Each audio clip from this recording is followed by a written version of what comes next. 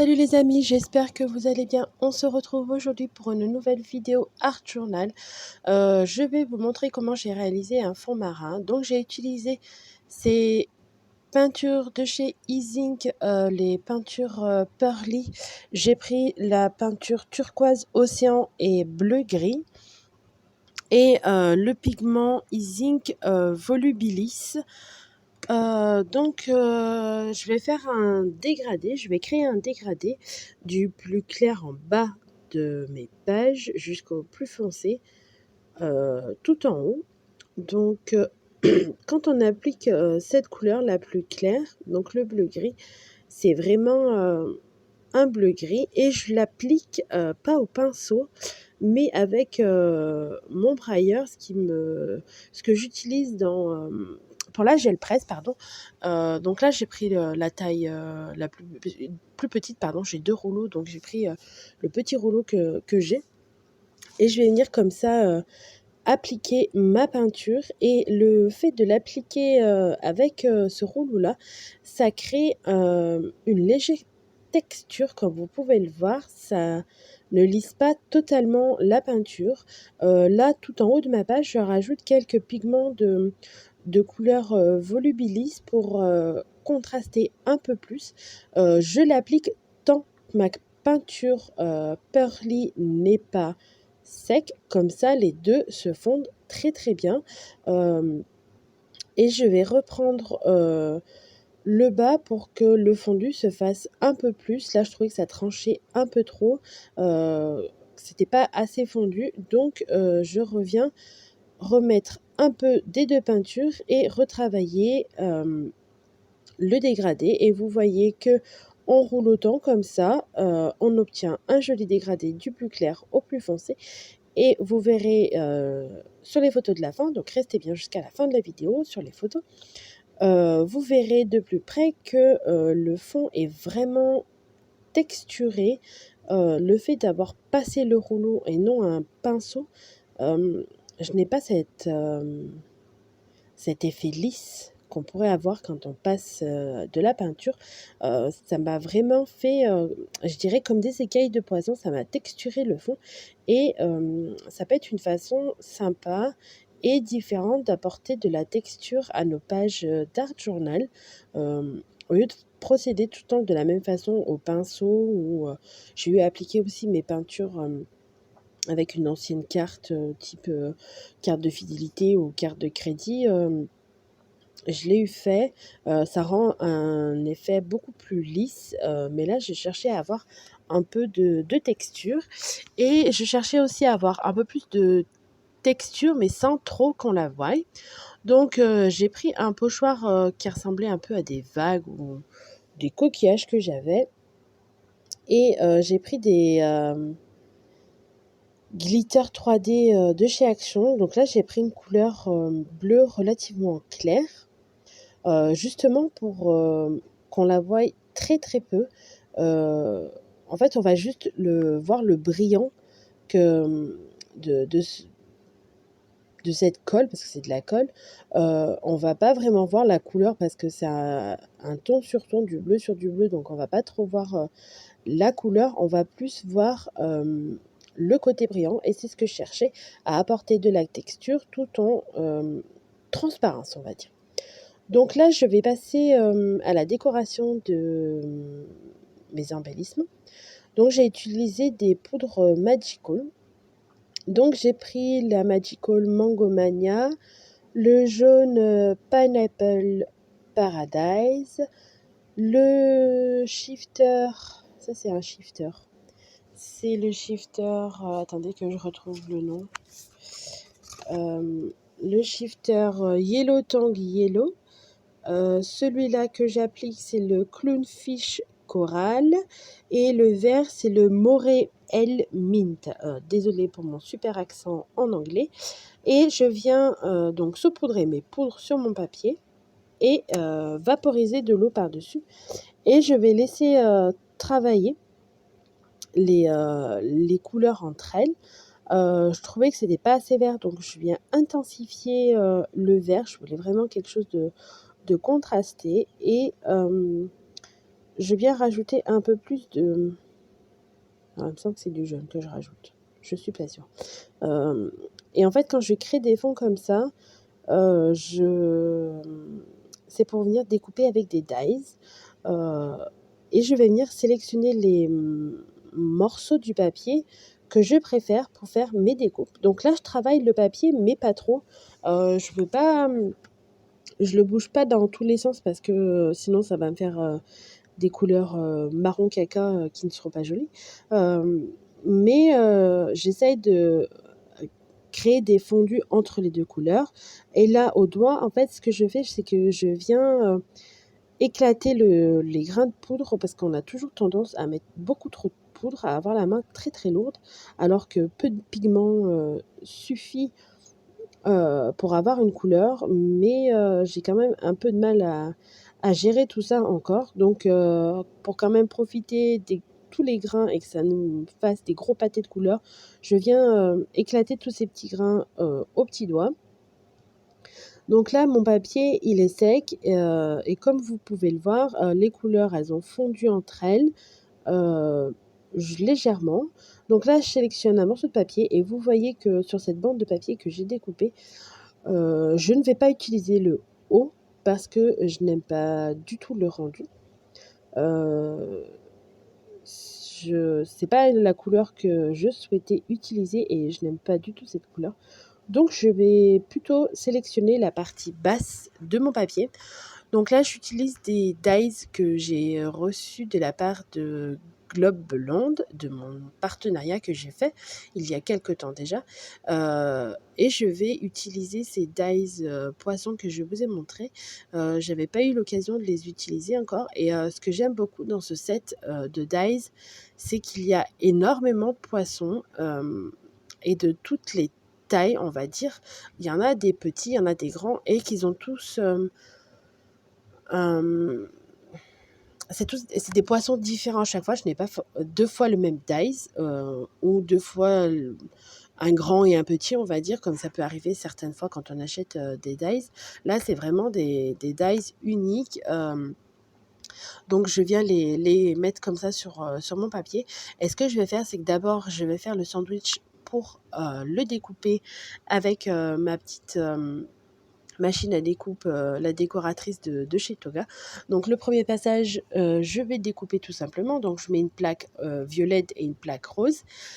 Et une fois que j'aurai découpé tout ça, je vais venir créer l'embossage 3D. Car certains de ces poinçons ont des éléments à mettre en 3D. Donc ce que je fais, c'est que je viens délicatement retirer le négatif de la découpe pour récupérer que le poisson. Et une fois que j'ai fait le sandwich pour le, l'embossage 3D, voilà ce qu'on obtient, des super poissons avec des couleurs très fondues, très jolies, j'aime beaucoup. Et avec un embossage 3D. Donc pour faire l'embossage 3D avec la décoratrice de Shitoga, il faut mettre les deux plaques roses et la plaque noire, c'est un espèce de caoutchouc, et on met tout ça en sandwich, et quand on le passe, ça nous fait l'élément en 3D. Donc là, je reviens travailler le fond après avoir découpé tous mes poissons. Donc je voulais apporter un peu de contraste, mais je ne savais pas forcément quel tampon de fond utiliser. Et j'ai utilisé pour le coup celui qui marche à tous les coups. C'est un grand tampon de fond où il y a plusieurs éléments en fait, et je l'aime beaucoup à cause de ça, car on peut venir sélectionner plusieurs petits éléments à tamponner, ou là comme je fais soit les grosses lettres en majuscule ou la partie basse, ou enfin bref, il y a plein de possibilités. C'est très très rare que je l'utilise en une seule fois. Chaque fois que j'utilise, c'est pour tamponner par-ci par-là quelques éléments de ce tamponnage. Je le trouve vraiment sublime, et je trouve que quand je sais pas quoi mettre, ben je mets celui-là et ça fonctionne à tous les coups. Je pourrais pas vous dire la marque, je sais même pas si ça en a une ou pas. Je l'ai acheté, à vrai dire, chez tonton Ali, donc j'essaierai peut-être de vous retrouver la référence, mais je ne sais pas du tout si c'est une marque ou pas. Je l'ai jamais vu, passer sur, quelconque, plateforme. Donc là, je viens tout pareil avec un tampon de fond, pardon, agrémenter, mon fond de page. Là, c'est plutôt des chiffres, hem, en motif plein pour, apporter un peu plus de contraste. Ça me dérange pas que ça soit pas totalement parfait les tamponnages, c'est de l'art journal. Ce n'est pas fait pour être, parfait. Au contraire, je trouve que ça apporte un petit côté, décalé, un peu côté grunge à la page et j'aime beaucoup ça.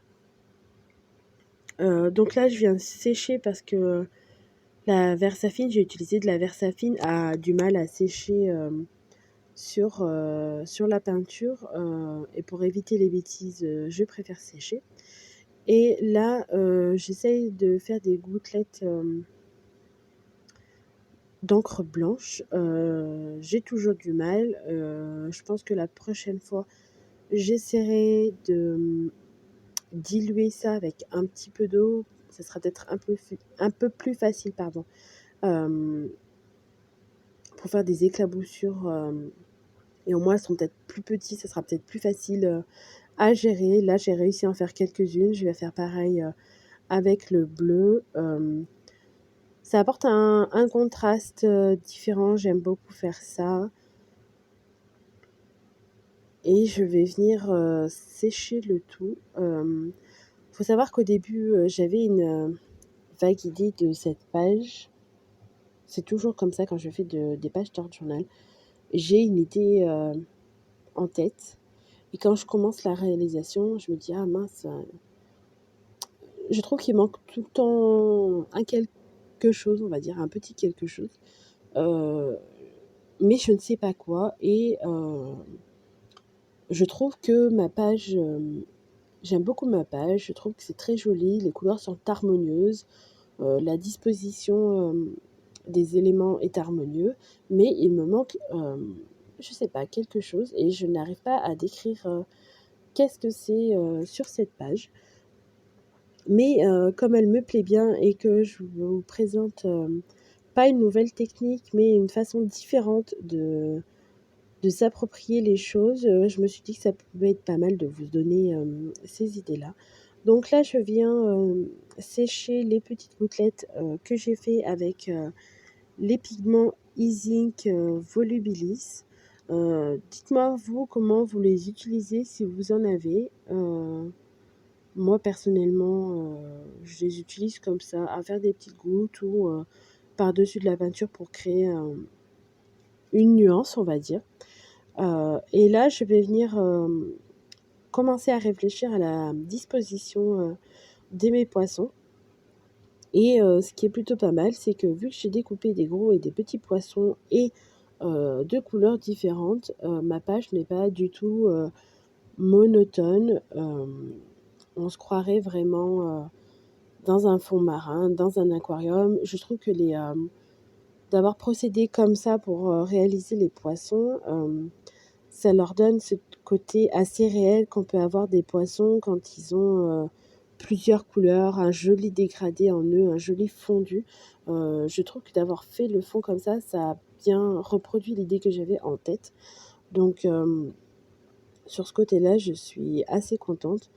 Je dirais que le plus dur, c'est dans le art journal des fois, c'est de savoir, où disposer les éléments, hem, pour que ça reste harmonieux et que l'œil, ne se, trompe pas dans la lecture, ça ne soit pas cafouillis, car c'est quand même un peu, je trouve joli quand l'art journal, l'œil arrive à faire une lecture d'un seul coup, la page.